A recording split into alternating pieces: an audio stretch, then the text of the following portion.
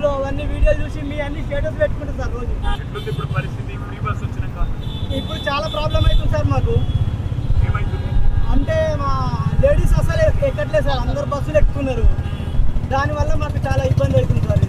ఇది మరి వాళ్ళు ఏదో ప్రామిస్ చేశారు కదా, ఇది చేస్తామని చేస్తామని ఏం చేస్తలేరు సార్. ఇప్పుడు చాలా ఇబ్బంది అవుతుంది.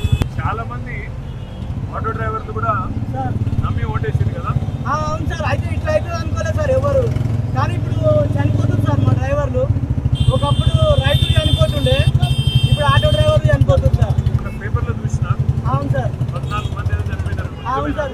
మిర్యాలగూడలో ఒక ఆయన చనిపోయింది సార్. ఎంత పైసలు వస్తుంది? నేను రోజుకి అప్పుడు రోజు 1500 2000 చేస్తుంటాం సార్. ఇప్పుడు 500 అవుతుంది సార్. పొద్దున్న నుంచి ఒక 200 మాత్రమే చేసినాం.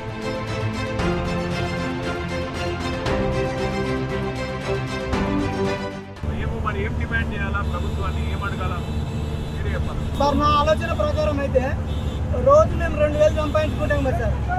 ఆ రోజుకు ఒక 1500 చొప్పున నెలకు ఒక 15000, రోజు 500 లాగా నెలకు 15000 అట్లా మాకు రైతులకు ఎట్లా ఇస్తారో మాకు కూడా అట్లా ఇవ్వాలి.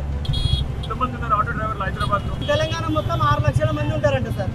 మీ మూటకొండూరులో ఎంతమంది ఉంటారు అది చెప్పిన? మూటకొండూరులో అయితే ఒక 1500 మంది ఉంటారు సార్ మండలం మొత్తం మీద. 1500.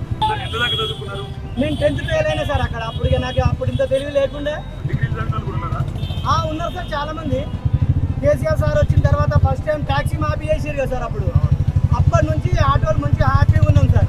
సార్ ఇప్పుడు మన సార్ ఎట్లున్నారు సార్? పెద్ద సార్ బాగున్నారా సార్? నిన్న టీవీలో చూసిన సార్ నేను. ఒక 3-4 వారాలు పడుతుంది సార్. చెప్పండి సార్ మా గురించి, మా ఇబ్బందులన్నీ. సార్ టీవీలో చూస్తుండొచ్చు కానీ మీరు చెప్పండి సార్ కొంచెం. తప్పకుండా మేమందరం కూడా గట్టి కొట్లాడతాము. సరే సార్. సార్ ప్రభుత్వాన్ని గట్టిగా నిలదీస్తాము. వాళ్ళు ఇచ్చిన మాటలు నిలబెట్టుకోవాలి సార్. మీరు అన్నట్టు సార్ ఈ బతుదేరు మీ కడుపు మీద పడకుండా చూడాలి. సరే సార్, పని చేస్తాం మేము మాట. Okay sir. పిల్లలకు కూడా అలో చెప్పు, ఎప్పుడన్నా సార్ తీసుకొస్తా అంటే చెప్పు, నేను కలుస్తాను. చాలా హ్యాపీగా ఉంది సార్ మీరు మా ఆటోలో ఎక్కడం.